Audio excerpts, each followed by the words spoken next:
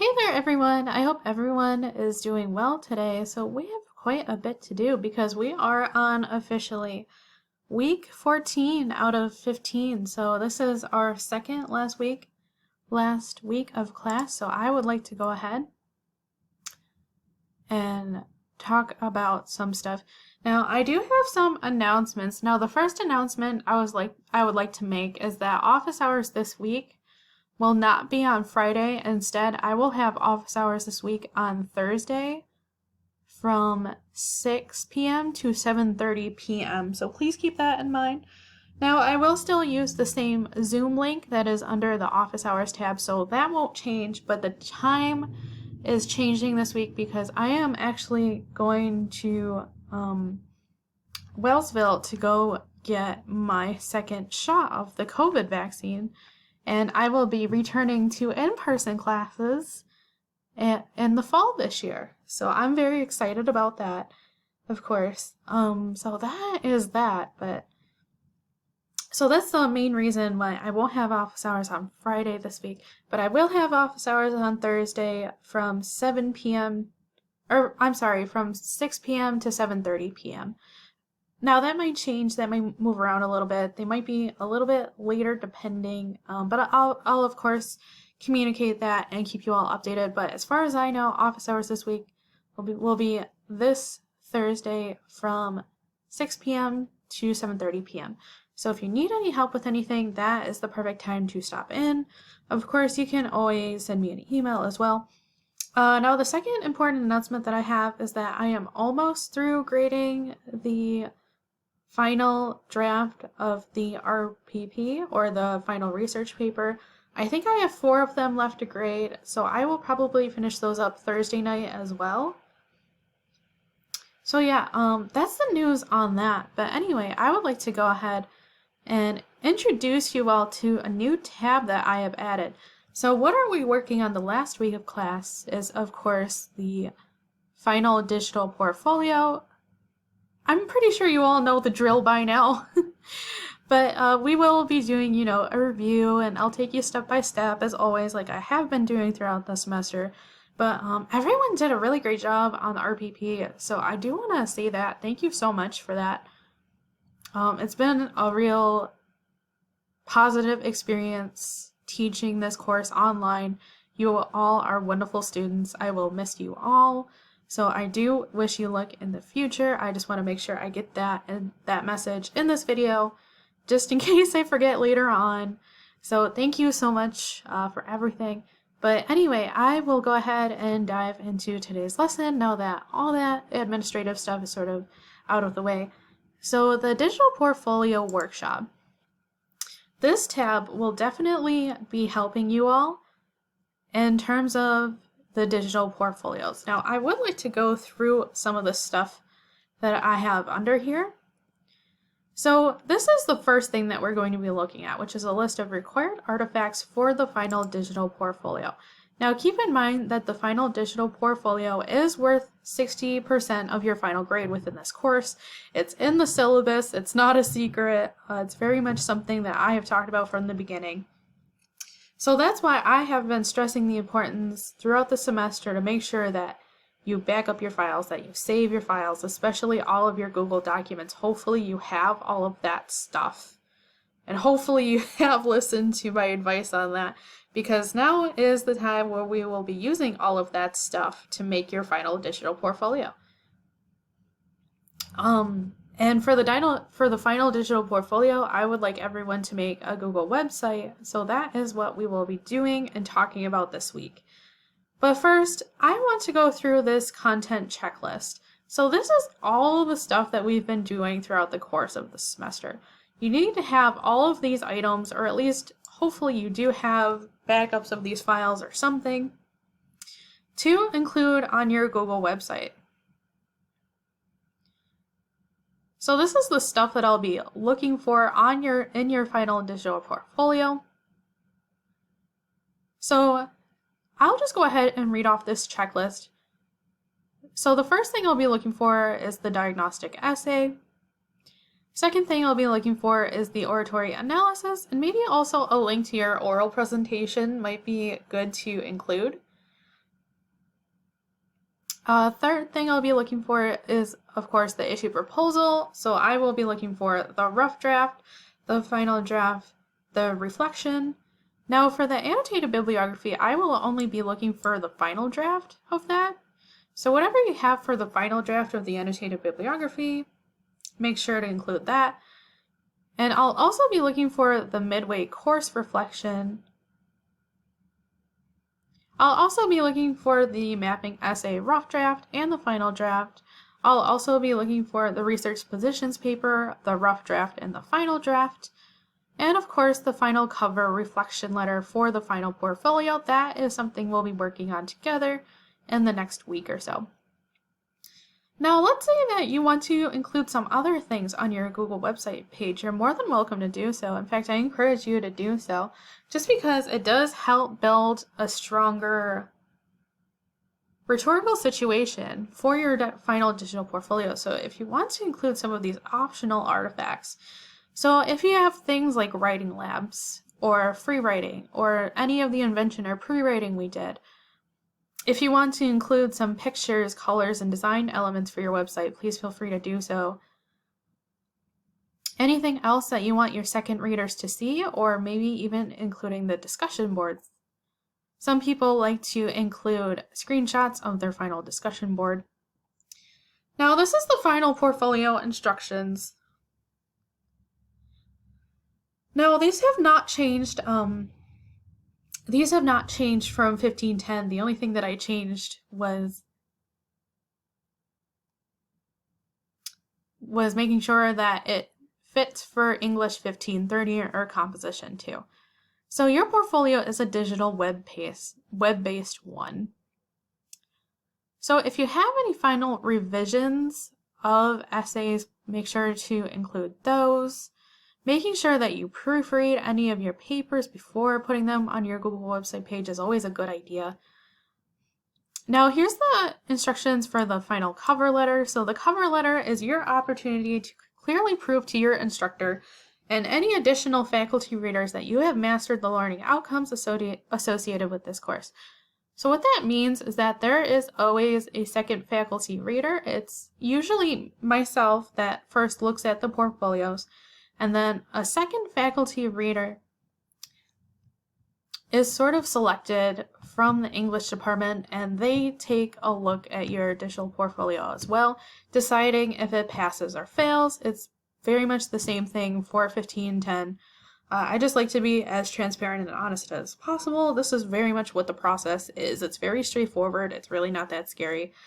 So making sure that you have that final cover letter, including an introduction that explains your writing background before you took the class. Now, final cover letters tend to be about a page. Usually a page or a paragraph is plenty. So making sure you have a recent claim about how you have developed as a writer during the course of 1530 this semester. Use your work from the semester to support your recent claim. Each paragraph should focus on a specific aspect of your growth. So what that means is that you might include a small paragraph about writing the issue proposal, what it was like to write the annotated bibliography, what it was like to write and compose the mapping essay, and also the RPP or the final research paper. So conclude with a general discussion of how the assignments in this course and the course in general have influenced you as a writer. So your second faculty reader will consider portfolio completeness and clarity, evidence of course learning outcomes met, so please be precise and be sure to proofread all of your stuff before putting it on your Google website page. Now our goal is to capture the processes that go into the making the final products. So it's not just a list of final products. It's very important to make sure that you are capturing the processes. So that's why it's so important to have the rough draft and the final draft and the reflection, making sure that you are showing the complete writing process of each and every paper. And that will ensure that you pass the digital portfolios. Now, with that said, I have a couple of other lessons on this page here that you can check out. So I have help with Google websites. It talks about website design, how to create a Google site, and also tutorials for how to create a Google website page, some troubleshooting items there as well. And I also have the link to this LinkedIn Learning course. Now, this LinkedIn Learning course, it might prompt you to log into LinkedIn Learning through your JCC Essentials using your username and password, but once you log in, this is almost like an online workshop of how Google websites work. So it talks about how to add files, how to add text and other components, how to add images, also how to create a website page and how to navigate your site, how to manage your site. So I probably will send you to this link if you're having any sort of technology trouble with your Google website page. So because it includes all small videos of how to do the different things on Google websites. So keeping that in mind. Now, this is the thing in the lesson that I will be going through today, which is the online workshop for digital portfolios. So please see this lesson for guidance and instruction for the final digital portfolio. So this is the thing that I will be going through for today, and I will probably add on to it for Thursday as well. So we will be looking at the same lesson for Tuesday and Thursday this week. So this is the online workshop for digital portfolios. So things to keep in mind when designing your website. Remember that writing is a process that involves at least 4 distinct steps, which is pre-writing, drafting, revising, and editing. It is known as a recursive process. Your job is to capture these processes through your website page. So making sure that you capture the different steps of the writing process, which is of course pre-writing, drafting, revision, editing, and publication. So using design to show your processes. So you are welcome to make a single page or several. I usually recommend making several, especially for English 1530, since we have so many writing assignments. It helps, and it makes it a little easier on myself to make sure that you have several different pages, maybe a different page for each of the writing assignments. So who is your audience? So your audience in this case will be your professors, but the digital portfolio will also serve you in future courses. And even if you consider going to grad school, some students from 1530 like to use their personal websites as a sort of future portfolio to show to potential professors either in grad school or even to a future employer. Some employers and professors do look for these sorts of digital portfolios. So that's also another major purpose of why we have these digital portfolios these days. So you can take pictures of any notes that may be handwritten, but make sure everything is in the website and everything is clearly found, or at least easily found. So this will take you to a tutorial about Google websites.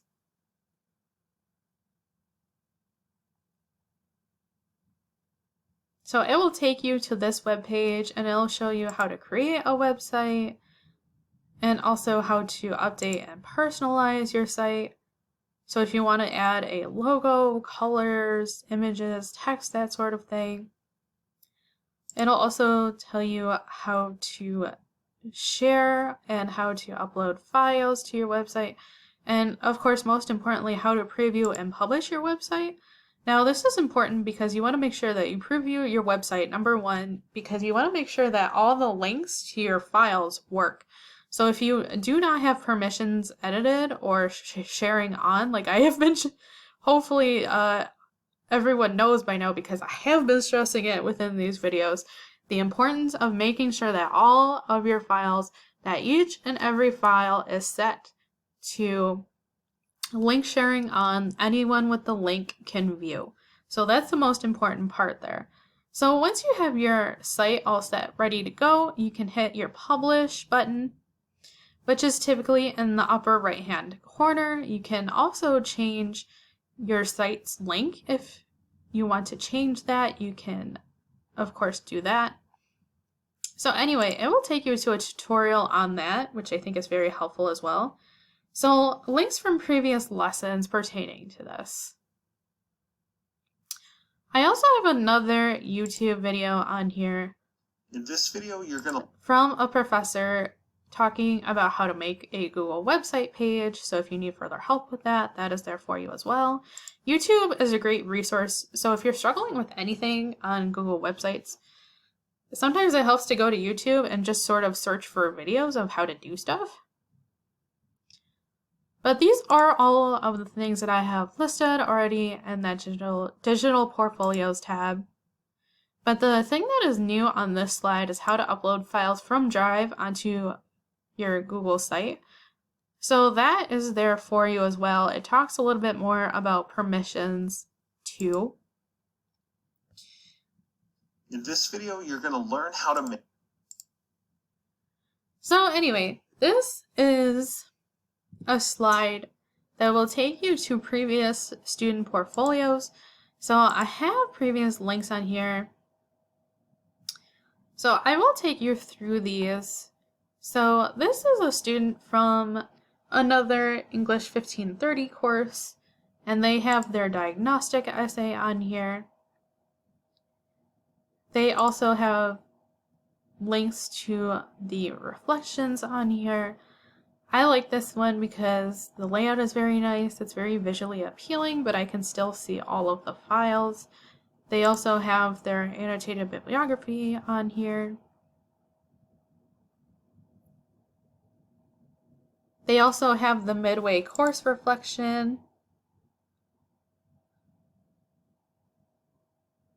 They also have the mapping essay here. And they also have the research positions paper. They even have their final course reflection on here, so I really like this one, just for the ease of simplicity. But I also really like the colors and the layout of that one.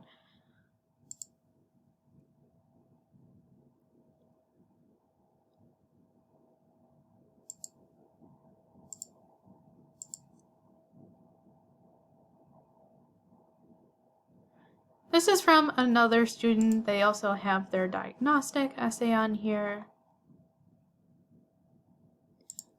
They have their issue proposal, and they have their reflections and some videos. So that's sort of nice. I like this one because I think it's a little bit different. They also have the midway reflection here. They have the mapping essay, and they have the final research paper.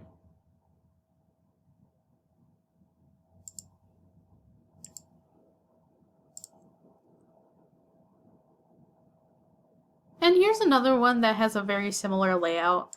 So they have the final course reflection, that sort of thing.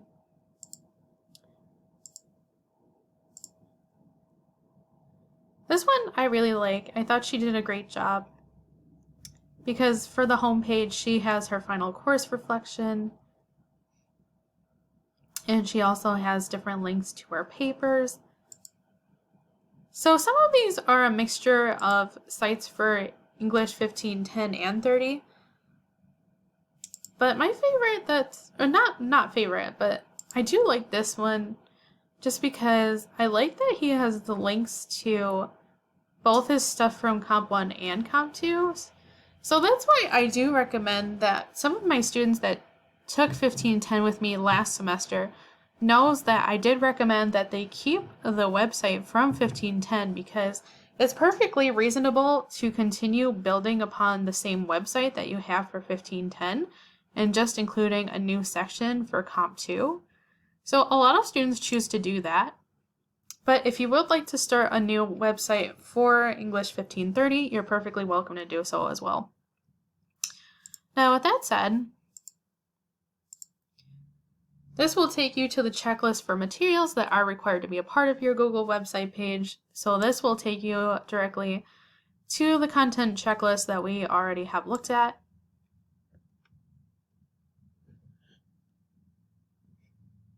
Now, if you have any handwritten notes that you do want to include for 1530, you can do so.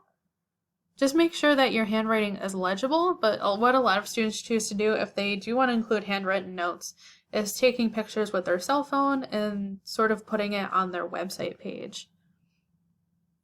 Now, you can also take screenshots of things like peer review comments or discussion boards that can be included.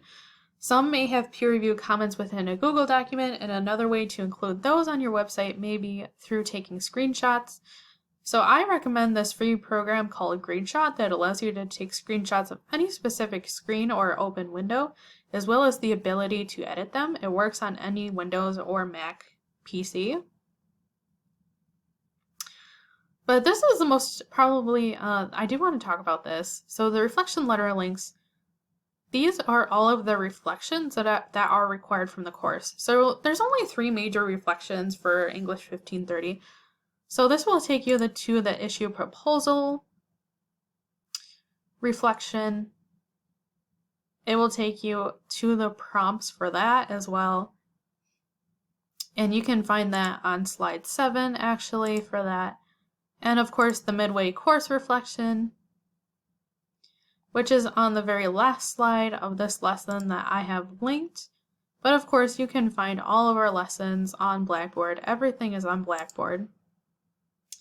And of course the final course reflection cover letter. That is on the second page of the final portfolio instructions that we have already looked at. So anyway, how are digital portfolios graded? So portfolios are graded using a sort of grid system. So portfolios are graded by clear essays that demonstrate an awareness of audience and purpose, a written response to multiple perspectives on a given issue, making sure you have all of your reflective pieces, and are all artifacts present is the portfolio complete. So keep in mind your audience. Your audience will be myself as your instructor and a second faculty reader from the English department. Therefore, being organized and concise is important. So these are the instructions for the final reflection letter. I already went through these, so I don't want to read them again, but making sure that you have your supported reason claim. And final reflection letters are typically about a page long. So I do use an example of another student, an example of their course reflection letter from English 1510. So you can take a look at that as well. So once you're done, how do you publish your Google website page? Now there is a YouTube video here. I will have to fix the link. I'm not sure why it's not showing up. But there is a YouTube video link here about how to publish your Google website page. Ah, there we go. Google Sites, how to publish your site. So this is a video from another professor talking about how to publish your website. Now this is just a sort of review of reflective writing, why reflective writing is important. So the main reason why reflective writing is important, especially in 1530, since it is a part of a 2-part series of courses. So the final portfolio itself is a rhetorical artifact because it presents argument, purpose, audience, logos, ethos, pathos, all the things we've been discussing throughout the semester. Now, reflective writing is an important part of the final portfolio because the final portfolio basically takes place, instead of having a formal written exam, we have the final portfolio.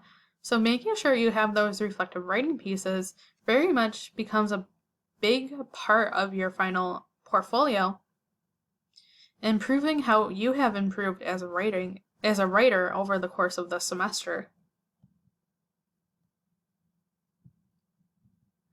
So anyways, if you have any remaining questions about the final portfolio, please feel free to email me or visit me during office hours. Office hours will be this week on Thursday from 6 p.m. to 7:30 p.m. Tentatively, that might change depending, it depends. But for now, I will probably be doing that. So anyway, if you have any questions, please feel free to email me. That is it for today. I hope you all have a great day, and thank you so much. All right. Bye, everybody.